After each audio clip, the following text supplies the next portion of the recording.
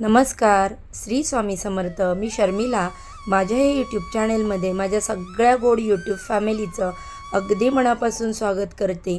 आजचा दिवस तुम्हाला खूप छान आणि सुखाचा जाऊ ही स्वामी महाराजांच्या चरणी प्रार्थना करते आणि आपल्या आजच्या या नवीन व्हिडिओला सुरुवात करते. मार्गशीर्ष महिन्यामध्ये देवी लक्ष्मी पृथ्वीवर अवतरते अशी धार्मिक श्रद्धा आहे. असे म्हटले जाते की या महिन्यातील गुरुवारी देवी लक्ष्मी त्या व्यक्तीच्या घरी जाते ज्याचे घर स्वच्छ आणि पवित्र असतं, ज्या कुटुंबात आनंद आणि चांगले वातावरण असतं, त्या घरी लक्ष्मीचे वास्तव्य होतं. त्याचसोबत तुमच्या घराचे मुख्य दार आणि अंगण, त्याशिवाय घरासमोर रांगोळी काढावी, तसेच त्याने लक्ष्मी देवी प्रसन्न होते. मार्गशीर्ष महिन्यातील गुरुवारी घराच्या मुख्य दरवाजावर देवी लक्ष्मीच्या पावलांचे ठसे काढणे किंवा लावणे शुभ मानले जाते. असे केल्याने घरात धनाची देवी वास करते. बघता बघता बघा, मार्गशीर्ष महिना हा संपत देखील आला. येत्या 18 डिसेंबरला मार्गशीर्ष महिन्यातील शेवटचा गुरुवार आलेला आहे. मार्गशीर्ष महिन्यात येणाऱ्या प्रत्येक दिवसाला एक विशेष महत्त्व असतं. त्या मार्गशीर्ष महिन्यात येणारे गुरुवार हे खूप प्रभावी आणि महत्त्वाचे मानले जातात. मार्गशीर्ष महिना धार्मिक दृष्टीने अत्यंत पवित्र मानला जातो, कारण हा महिना धन आणि ऐश्वर्याची देवी माता लक्ष्मीला समर्पित आहे. या महिन्यात येणाऱ्या प्रत्येक गुरुवारी महालक्ष्मीचे व्रत केले जाते आणि या दिवशी आपल्याला व्रताचे उद्यापन करायचं आहे. या व्रताचं आपल्याला समाप्ती देखील करायची असते. तर या व्रताचं उद्यापन कसं करावं याचा संपूर्ण व्हिडिओ माहिती आपल्या चॅनेलवरती मी अपलोड केलेली आहे. तुम्ही तो अजूनही व्हिडिओ पाहिला नसेल तर नक्की पहा आणि जर व्हिडिओ आवडला तर व्हिडिओला लाईक करा. मार्गशीर्ष महिन्यात येणाऱ्या प्रत्येक गुरुवारी एक विशेष महत्त्व असून प्रत्येक दिवशी एक प्रभावी उपाय आणि सेवासुद्धा केल्या जातात. या आपण प्रभावी असा एक उपाय पाहणार आहोत. आणि उद्या मार्गशीर्ष महिन्यातल्या शेवटच्या गुरुवारी तुम्ही उपवास नाही केला तरीही चालेल, पण 11 लवंगांचा हा अत्यंत प्रभावी उपाय करा. हा उपाय केल्याने 7 पिढ्यांचे दारिद्र्य नष्ट होईल, पैसा, ऐश्वर्य, लक्ष्मी घरात नांदेल, घरात पैसा येण्याचे सर्व मार्ग हे मोकळे होतील. तर असा हा 11 लवंगांचा उपाय कसा करायचा आहे, कोणत्या वेळेत करायचा आहे याची संपूर्ण माहिती आपण आजच्या या व्हिडिओमध्ये पाहणार आहोत. त्यामुळे तुम्ही हा व्हिडिओ शेवटपर्यंत पहा, स्किप न करता. त्यामुळे तुम्हाला ज्या प्रश्नांची उत्तरं आहेत ते अगदी सहजपणे मिळतील. आणि जरा बघा, चॅनेलवरती जर तुम्ही पहिल्यांदा नवीन आला असाल तर व्हिडिओला लाईक करा, चॅनेलला सबस्क्राईब करा. तर हा उपाय उद्या मार्गशीर्ष महिन्यातील शेवटच्या गुरुवारी करायचा आहे. अगदी सकाळपासून संध्याकाळपर्यंत तुम्हाला जेव्हा केव्हा शक्य होईल तेव्हा या 11 लवंगांचा जो उपाय आहे तो करायचा आहे. तर हा उपाय अत्यंत प्रभावी आणि सात्विक उपाय आहे आणि ज्या घरात हा एक उपाय केला जाईल त्या घरात पैसा, सुख, ऐश्वर्य, लक्ष्मी नांदेल. श्री महालक्ष्मीची कृपा आपल्यावर व्हावी, तिने आपल्या घरात वास करावा, पैसे, शांती, समाधान घरात नांदावे, म्हणून आपल्याला हा उपाय आहे तो करायचा आहे. आता जरी तुम्ही मार्गशीर्ष महिन्यातील गुरुवारचे व्रत केले नसेल तरी तुम्ही हा उपाय करू शकता, कारण मार्गशीर्ष महिन्यामध्ये प्रत्येक गुरुवारी माता लक्ष्मी ही आपल्या प्रत्येकाच्या घरामध्ये सूक्ष्म स्वरूपात वास करत असते आणि म्हणून हे व्रत जर केलं नाही तरी तुम्ही लक्ष्मीची सेवा आणि प्रभावी उपाय करू शकता. त्याचा सुद्धा तुम्हाला शीघ्र फळ जे आहे ते प्राप्त होतं. आणि म्हणून असं अजिबात नाही की तुमचं व्रत नसेल तर तुम्ही उपाय करू शकत नाही. प्रत्येकाने हा उपाय जो आहे तर तो करायचा आहे. अत्यंत प्रभावी असा हा उपाय आहे, त्यामुळे तुम्ही नक्की करा. जर घरामध्ये सतत पैशांच्या अडचणी येत असतील, कष्ट करून, मेहनत करून तुमच्या कष्टाला, मेहनतीला यश मिळत नसेल, प्राप्त यश, लक्ष्मी ही तुमच्या घरामध्ये स्थिर नसेल, तर तुम्हाला इतरांकडून सारखे पैसे उसने घ्यावे लागत असतील, कर्ज घेण्याची वेळ येत असेल, जिथे तुम्ही 100 रुपये कमवता तिथे तुमचे 200 रुपये खर्च होत असेल, तर आर्थिक अडचणी दूर होण्यासाठी, घरात पैसा येण्यासाठी, पैसा येण्याचे सर्व मार्ग मोकळे होण्यासाठी तुम्हाला हा जो उपाय आहे तो करायचा आहे. हा उपाय केल्याने घरातील दारिद्र्य, गरिबी कायमची निघून जाईल आणि घरात अखंड लक्ष्मी नांदेल. तसेच हा उपाय केल्याने तुमचा एखादा उद्योग व्यवसाय असेल तर तो सुद्धा व्यवस्थित चालेल. उद्योग व्यवसायामध्ये वाढ होईल.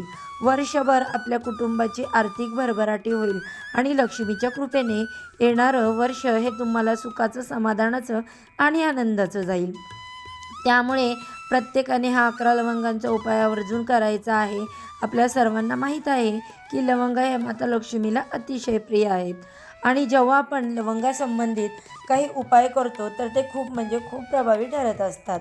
उपाय करण्यासाठी तुम्हाला उद्या सकाळी म्हणजेच गुरुवारी सकाळी लवकर उठायचं आहे. स्वच्छ स्नान करायचं आहे. स्नान करताना अंघोळीच्या पाण्यामध्ये चिमूटभर हळद घालून स्नान करायचं आहे. त्यामुळे आपले शरीर आणि मनसुद्धा शुद्ध होते, तसेच आत्मा देखील शुद्ध होतो, पवित्र होतो. सोबतच आपल्या कुंडलीतील गुरुग्रह देखील मजबूत होतो. त्यानंतर तुम्हाला विधिवत तुमच्या देवघरातील देवांची पूजा करून घ्यायची आहे. जर तुम्ही पूजा मांडणी सकाळी करणार असेल तर तुम्ही सकाळी देखील करू शकता. सकाळी करणार नसेल तर संध्याकाळी तुम्ही व्रताची पूजा मांडणी केली तरीसुद्धा चालेल. या दिवशी तुम्हाला चुकूनही केस धुवायचे नाही. तसेच घराची फरशी देखील तुम्हाला पुसायची नाही. आदल्या दिवशी म्हणजे बुधवारीच तुम्हाला केस धुवायचे आहे आणि घराची फरशी देखील पुसायची आहे. त्यामुळे बघा, गुरुवारी ही दोन्ही कामे जी आहेत ती तुम्हाला करायची नाहीत. आणि त्यानंतर सकाळी तुमची देवपूजा करून झाल्यानंतर लगेच तुम्हाला हा उपाय करायचा आहे. जर तुम्ही मार्गशीर्ष महिन्यातील गुरुवारचं व्रत केलं असेल तर तुमची पूजा मांडणी करून झाल्यावर तुम्ही हा उपाय करायचा आहे. आणि जर तुम्ही गुरुवारचे व्रत केले नसेल तर तुम्ही देवघरामध्ये माता लक्ष्मीचा फोटो असेल, मूर्ती असेल तर त्यांच्यासमोर तुम्ही हा उपाय जो आहे तो करू शकता. उपाय करण्यासाठी तुम्हाला 11 फुलांच्या लवंगा घ्यायच्या आहेत, अखंड लवंगा घ्यायच्या आहेत. लवंग घेताना ती कुठेही तुटलेली फुटलेली नसावी. तर बघा, 11 अखंड लवंगा घ्यायच्या. त्यानंतर तुम्हाला एक रुपयाची 11 नाणी घ्यायची किंवा 2 रुपयांची, 5 रुपयांची घेतली तरी चालेल, परंतु शक्य असेल तर 1 रुपयांची 11 नाणी घ्यायची. आणि हे एक रुपयांची 11 नाणी आणि 11 लवंगा तुम्हाला एका प्लेटमध्ये ठेवायच्या. देवघरासमोर बसायचं आहे आणि सर्वप्रथम देवघरामध्ये तुम्हाला दिवा प्रज्वलित करून घ्यायचा. कारण आपण जो काही उपाय करतो किंवा सेवा करतो तर ते अग्नीच्या साह्याने केली जाते आणि तो उपाय किंवा ती सेवा देवापर्यंत पोहोचवण्याचं काम दिवा करत असतो. म्हणून सर्वप्रथम दिवा प्रज्वलित करून धूप, दीप, अगरबत्ती लावायची. त्यानंतर आसन घेऊन आसनावरती तुम्हाला देवासमोर बसायचं आहे. स्वच्छ हातपाय धुवून घ्यायचे आणि त्यानंतर या उपायाला तुम्हाला सुरुवात करायची आहे. उपाय करण्यासाठी तुम्हाला 1 लवंग, 1 रुपयाचं 1 नाणं हातामध्ये घ्यायचं आणि तुम्हाला एक मंत्र सांगत आहे, तो मंत्र म्हणायचा आहे. तर तो मंत्र असा आहे, ओम श्रीम नमः. हा मंत्र तुम्हाला म्हणायचा आहे आणि त्यानंतर ही लवंग आणि 1 रुपयाचं नाणं माता लक्ष्मीच्या फोटोसमोर अर्पण करायचं आहे. पुन्हा दुसरी लवंग, दुसरं नाणं उचलायचं, ओम श्रीम नमः हा मंत्र म्हणायचा, दुसरं नाणं देखील अर्पण करायचं. अशा पद्धतीने तुम्हाला 11 वेळा हा मंत्र म्हणून 11 लवंग आणि 11 नाणी जी आहेत तर ती लक्ष्मीसमोर अर्पण करायची आहे. आता लक्ष्मीला लवंगा जितक्या प्रिय आहेत तितकेच नाणे देखील प्रिय आहे. माता लक्ष्मी कोणत्याही फोटोमध्ये पहा, लक्ष्मी मातेच्या हातातून नाणी पडत असताना दिसतात, सोन्याच्या मोहरा पडत असताना दिसत आहेत. आणि म्हणून या दिवशी नाण्यांचे काही उपाय जर केले तर ते खूप प्रभावी ठरत असतात. आता दोन्ही वस्तू अर्पण करून झाल्यानंतर तुम्हाला तिथेच बसून 3 वेळा महालक्ष्मी अष्टकमचं पठण करायचं आहे आणि 1 वेळा श्रीसूक्तमचं पठण करायचं आहे. त्यानंतर दोन्ही हात जोडून तुमच्या आणि काही आर्थिक समस्या आहेत किंवा तुमच्या ज्या काही इच्छा आहेत तर त्या पूर्ण होण्यासाठी तुम्हाला मनोभावे माता लक्ष्मीला प्रार्थना करायची आहे.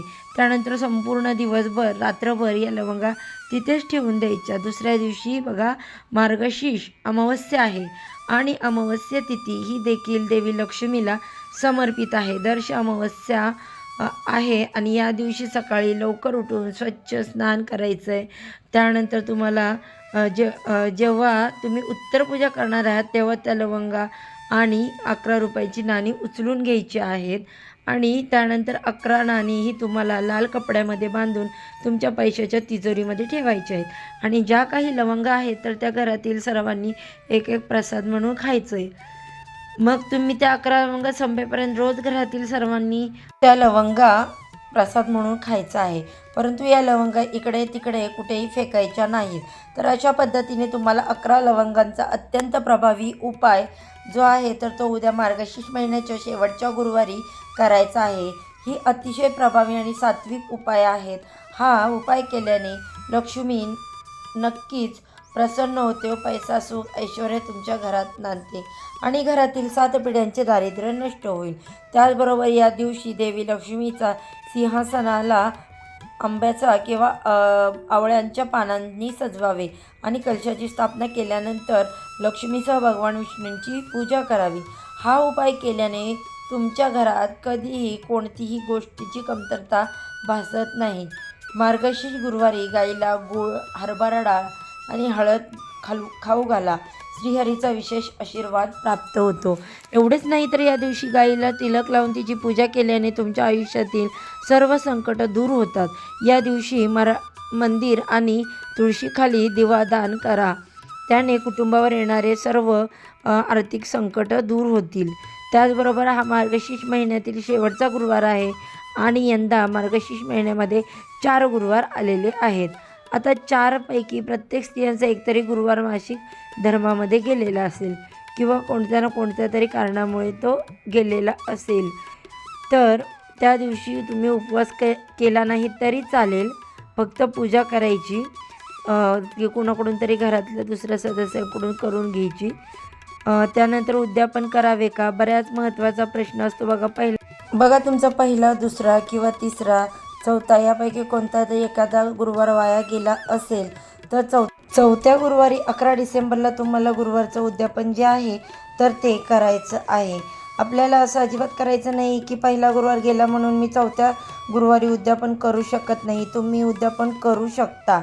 कारण बघा, जर तुमचा चौथ्या गुरुवारी म्हणजेच 18 डिसेंबरला जो गुरुवार आलेला आहे, शेवटचा गुरुवार, या दिवशी तुमचा मासिक धर्म असेल तर तुम्ही उद्यापन त्या गुरुवारी न करता पौष महिन्यामध्ये येणाऱ्या पहिल्या गुरुवारी तुम्हाला उद्यापन करायला काही हरकत नाही.